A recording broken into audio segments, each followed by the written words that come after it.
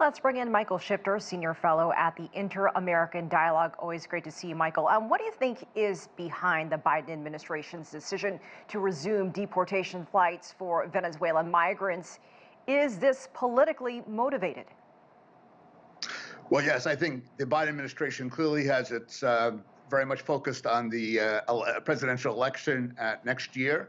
And just a few weeks before, it had given protected status to Venezuelans living in the United States up until the end of July.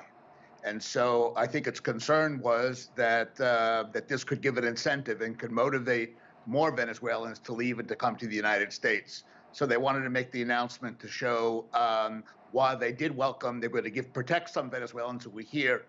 They also wanted to send a message that the Venezuelans would be deported if they come in illegally after the end of July.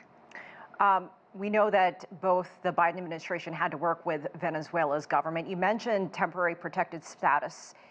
That's close to 500,000 Venezuelans. They make up the majority of those crossing the border into the United States. What impact, if any, will this decision have on the numbers crossing the border? We know that we know what the U.S. wants it to do, but in reality, the logistics, what will that do?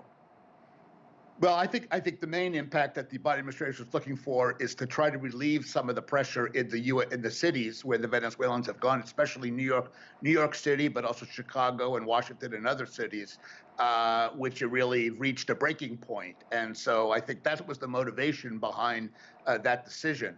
But I think the decision to deport Venezuelans who now come into the United States will not discourage those Venezuelans who are in desperate situation in their own countries and will find a way somehow, as we've learned from immigration from the South, to find themselves in the United States. I don't think this is going to be very, very effective, but the Biden administration wanted to make clear that it was taking a stand and sending a message that Venezuelans coming illegally would be deported.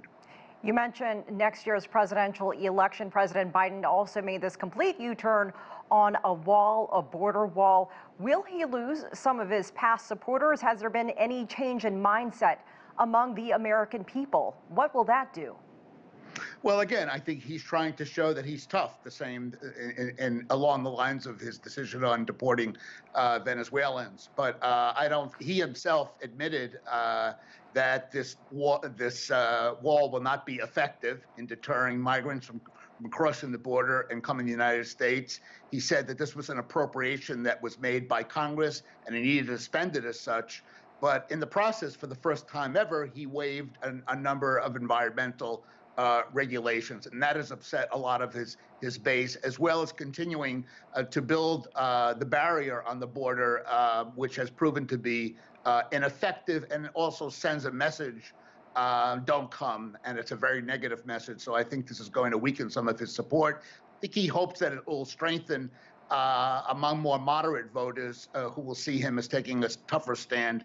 But I think he loses on both sides, frankly. I think he'll lose his progressive supporters who would be disappointed in him, but he's not going to convince the more hardliners that he really has a tough stand on immigration. So I think he's in a very, very difficult political position, I think.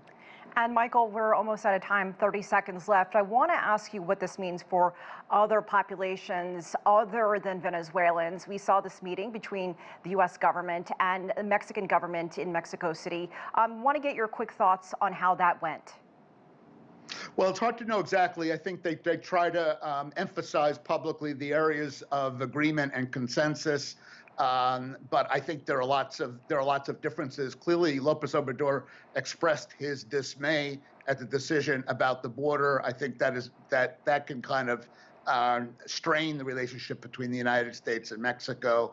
But again, I think it's essential for the United States to have not irritate the Mexican government too much, because Mexico is key to cooperation to try to manage and control migration coming into the United States. Always great to get your take. Michael Shifter, thank you so much for joining us from here in Washington. Thank you.